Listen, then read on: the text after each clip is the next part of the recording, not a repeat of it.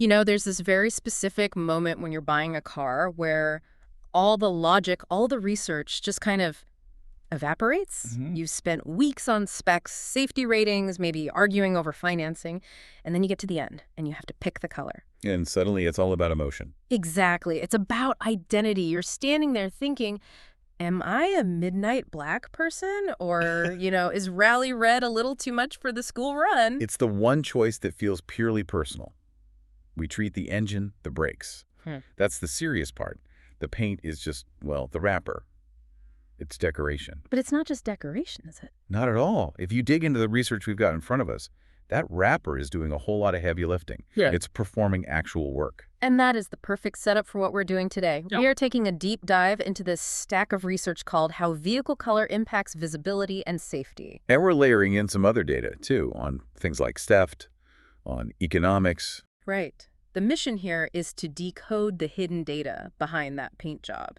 Because it turns out the color you pick isn't just about how you feel. Not even close. We're moving from the subjective question of, does this look good, to the much more objective question, what does this color actually do? And the data shows it does a lot. A lot. It impacts your statistical chance of being in a crash, your odds of being a target for theft, even how hot your car gets in the summer. It's physics, it's criminal psychology, and it's economics, all sitting there in your driveway. Pretty much. So let's start with the most critical one, safety. The source material lays out this safety hierarchy based on visibility. Right. And it's not just about, can I see the car? It's about how quickly the human brain processes its presence. Okay, what do you mean by that? In traffic safety, they call it conspicuity. It's an object's ability to stand out from its background, to register in your peripheral vision. And the research is pretty clear on this. It's definitive. Accident prevention is all about contrast. If your car doesn't contrast with the road or the sky, you're asking other drivers' brains to work harder to see you. And that extra millisecond of brain power. That can be the difference between a near miss and a collision. So let's look at the hierarchy. The safest color, the one with the highest safety index, is, well, it's probably the most boring option on the lot. It's white. It is. And the reason isn't just that white is bright, it's about albedo, the reflective power of the surface. Okay. White paint reflects the most visible light. So at night or at dawn or dusk when it's most dangerous, a white car creates the highest possible contrast against that dark asphalt. It practically glows. That makes perfect sense. The road is dark, the car is light, your brain gets it instantly. But the notes also put yellow right up there at the top, which feels right. School buses, taxis. But is it the same reason as white? It's a little different. White is about contrast. Yellow is about our own biology, our spectral sensitivity. The human eye is just. It's wired to be incredibly sensitive to the yellow-green part of the spectrum. It just grabs your attention. It grabs your attention faster than any other color. It's why hazard signs are yellow. A yellow car is basically screaming, "I am here," to everyone else on the road. And the notes also mention gold and orange in this top tier. And the reason seems to be about uniqueness. Exactly. It's the oddball effect. Think about a highway. It's a sea of gray, black, and white cars. An orange car is an anomaly. It breaks the pattern. Right. And our brains are built to notice anomalies.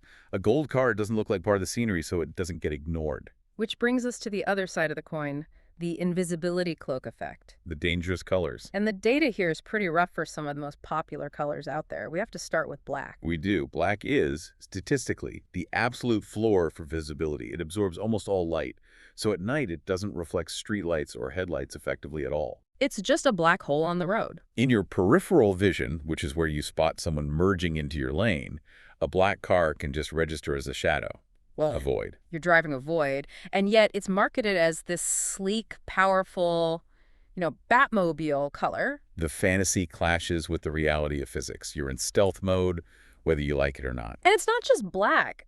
The research points to another high-risk group that I think is more surprising for people. The road camouflage group. Gray and silver. Mm-hmm. Now, this is the one that surprised me. I mean, silver is a bright color. It's shiny. Why does it rank so poorly? Think about the environment you're driving in. The road is made of concrete and asphalt, which are gray. And on a cloudy day, the sky is gray. A silver or gray car has almost zero contrast with its background. So even if the car is shiny, the brain takes an extra split second to define its edges against the horizon. Exactly. In fog or heavy rain, a silver car just dissolves. It becomes one with the mist. And the list of these camouflage colors keeps going. The notes talk about green and beige, which I guess is the same idea. It's contextual camouflage. A green car in a wooded area just blends in with the trees. A beige car in a sandy or dusty area disappears into the terrain. You're basically using military tactics on your morning commute by accident. Pretty much. Okay, now we have to talk about what the source calls the red paradox. This was the most counterintuitive thing for me. For a lot of people, Yeah, I think of red as loud. Fire trucks are red, stop signs are red. It screams, "Look at me." But the stats say it's actually a risk. Why? it comes down to visual noise. Think about what else is red in a busy traffic environment. Well, brake lights, stop signs, traffic lights, everything that tells you to stop. Exactly. A red car can get lost in that sea of red signals. It's spectral clutter. But there's also a weird physical thing called the Purkinje effect. The what? The Purkinje effect. Hmm. It's how our eyes' sensitivity to color shifts in low light. As it gets darker, our eyes become less sensitive to the red end of the spectrum. So a red car actually looks darker at night. Much darker. It loses its pop and starts to look almost black, while a blue car might actually seem relatively brighter. So you buy this flashy red sports car thinking you'll be seen, but at night it fades to black, and during the day it's just blending in with every brake light on the highway. It's a perfect case of our psychology clashing with optical physics. Okay, let's pivot. We've talked about safety from, hitting metal, but what about asset security? Theft. Right. The source material suggests a really fascinating link between color and your car being stolen. And it seems to flip the whole visibility argument upside down. It really does. For accidents, you want to stand out to be avoided. For theft, you also want to stand out, but for a totally different reason. And the data shows that the most common colors, white, silver, and black, are the ones thieves target most often. Yep. Wait a minute. We just said white is the safest color for driving because it's so visible. Now it's a target for thieves. It is. And it comes down to the economics of crime. Thieves are pragmatists. First, a white or silver sedan is totally anonymous. It just disappears into traffic. Instantly. It's nearly impossible for police to single out one silver sedan in a parking lot full of 100 other silver sedans. It's protective coloring for the getaway. Oh, okay. But there's a second factor, the chalk shop. Most stolen cars get stripped for parts, and the demand for parts matches the cars on the road. If a quarter of all cars are white, there's a huge market for white doors, white bumpers. That makes perfect sense. If you steal a lime green car, who are you going to sell a lime green door to? Nobody. You'd have to repaint it, and that cuts into your profit. So the cars least likely to be stolen are the really loud ones, the yellows, the oranges, the bright purples. Because they're just too hot to handle. They are a high liability asset. A police dispatch for a neon green hatchback is something every cop is going to spot immediately. Thieves like the shadows, and shadows statistically look like a generic silver car. So my purple car is basically a giant do not steal sign. In a way. Hmm. But of course the notes add a big caveat here. Right. A thief looks at opportunity first. An unlocked car running in a driveway is getting stolen no matter what color it is. But all things being equal, a silver car and a yellow car side by side. They take the silver one. It's all about risk management, even for criminals. Okay, let's move away from crime and crashes and talk about something we feel every time we get in the car. Comfort. Thermodynamics. The physics of heat. Now, I think everyone knows that black cars get hotter. But is that a real measurable thing? Oh, it's very significant and very measurable. We're talking about thermal absorption. Dark colors. Black, dark blue, dark green. They absorb the vast majority of solar energy that hits them. And that energy has to go somewhere. It transfers right into the cabin. The source cites studies showing a black car's cabin can be 5 to 10 degrees Fahrenheit hotter than a white car's. And the surface of the dashboard or the seats, that could be a difference of 20 or 30 degrees. That's the difference between a warm seat and a seat that actually burns your legs. Correct. And that has knock-on effects. It's not just about you sweating. It puts a huge strain on your car's AC system. Which means you're burning more fuel. Or for an EV, you're killing your range. Exactly. You are lowering your efficiency just to fight the physics of your paint job. And over time, that heat cooks your dashboard. It dries out leather. It weakens the interior. So a black car actually ages faster from the inside out. Because of that constant thermal stress, yes. So again, white and silver are the heroes here. They reflect that solar radiation away. It's a passive cooling system. That's a great way to put it. There's another thing in the notes here about comfort. Glare. I hadn't really thought about this. Yeah, the hood of your car is always in your field of vision. And this is where the finish can matter as much as the color. What do you mean? Well, a high-gloss, dark hood can reflect the sun right into your eyes like a mirror. A lighter color doesn't create quite as sharp a reflection. This is why you sometimes see those matte black hoods on rally cars, isn't it? Exactly. To diffuse the light, to stop the sun from blinding the driver. Yeah. A matte finish is always better for glare, but generally, lighter colors are a bit easier on the eyes in bright sun. Okay, so looking at the scorecard so far, black is having a really bad day. It is. It's hard to see. It's a theft target, and it's an oven. It seems like a terrible logical choice. Logically? Maybe. But we haven't talked about the wallet yet, the economics of color. Right, because you have to insure it, and eventually you have to sell it. Mm-hmm. Let's start with the big money myth, the red car insurance penalty. I swear I still know people who believe this. It is one of the most persistent myths out there. And the source material just flat out busts it. Insurance companies are data machines. They do not care about the pigment on your car. They care about the VIN. So they're looking at make, model, engine size. And you. Your age, your zip code, your driving record. The color is not a variable in their algorithm. Mm-hmm. A red Civic costs the same to insure as a gray Civic, period. The only connection is that a lot of sports cars just happen to be red. Correlation, not causation. Your premium is high because it's a Ferrari, not because it's a red Ferrari. Good to know. But where color does hit your wallet is resale value. Yes, it does. And this is where the boring colors finally get their revenge. You save money colors. White, black, and silver. They are the kings of liquidity. When you sell a car, you want the biggest possible pool of buyers. And almost anyone will buy a silver SUV. It's neutral. But if you're selling that safety yellow sedan we talked about, You have just shrunk your market dramatically. You have to find that one person who actively wants a yellow car. So it either sits on the market forever, or you have to drop the price to convince someone to take it. so you're paying eccentricity tax. Generally, yeah. Although the notes do point out an exception for enthusiast cars.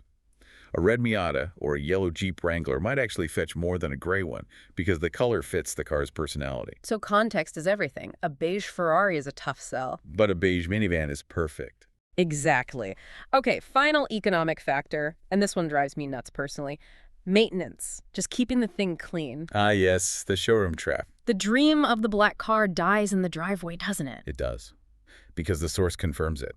Black is the highest maintenance color you can possibly own. It shows everything. Everything. Think about it. Dust is light gray, high contrast. Pollen is yellow, high contrast. Water spots are white, high contrast. And then you have the swirl marks. The little spider webs you see in the sun. Those are tiny scratches in the clear coat. On a white car, you can't really see them. On a black car, each tiny scratch catches the light against that dark background. It highlights every single imperfection. So who's the winner for the lazy owner? The person who washes their car like 3 times a year. Silver and light gray.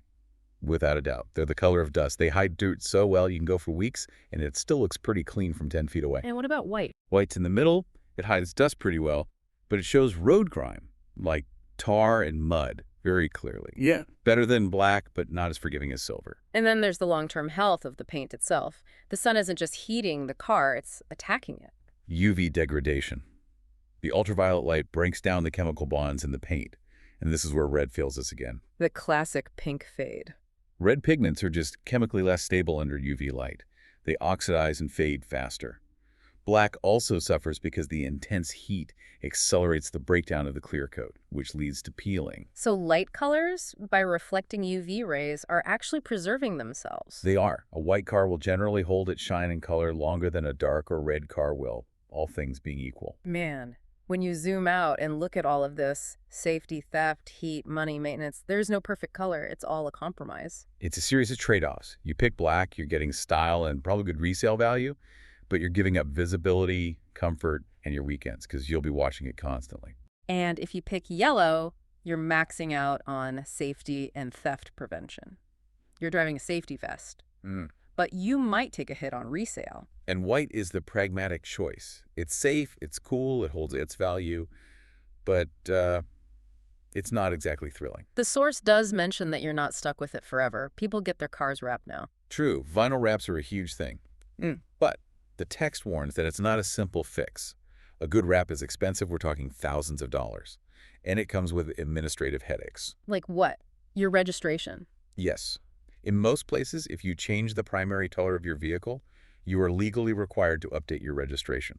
You also have to tell your insurance company. So it's not just a big sticker, it's a legal modification to your car. It changes the legal description of the asset, correct? This has been incredibly illuminating. I think the biggest takeaway for me is we need to stop thinking of color as decoration. It's a functional part of the car. Absolutely. It's a piece of safety equipment, like your headlights. It's a piece of your climate control system. It's a security feature. When you pick that color, you are configuring how that machine is going to interact with the world around it. So here's the thought we want to leave you with. Next time you walk out to your car in the driveway, don't just look at the shine. Ask yourself, is this color working for me? Is it keeping me safe and cool? Or is it working against me, hiding me in the dark and soaking up the summer sun? And if you're driving a dark gray car in the rain today, please, for all of us, turn on your headlights. You're so much harder to see than you think. Sound advice. Thanks for listening to this deep dive into the hidden world of vehicle colors. We'll see you on the next one. Drive safe. Please like, subscribe, and get notified.